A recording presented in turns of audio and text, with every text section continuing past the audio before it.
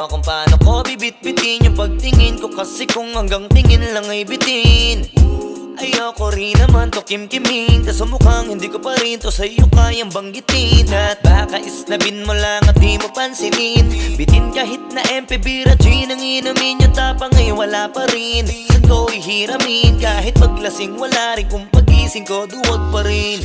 Paano sasama kung hindi ako nag-aaya?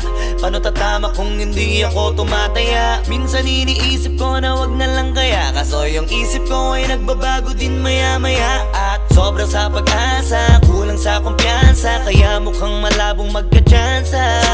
Gusto ko lang naman maging popoy mo ba siya? Yun ang matagal ko ng pantasya.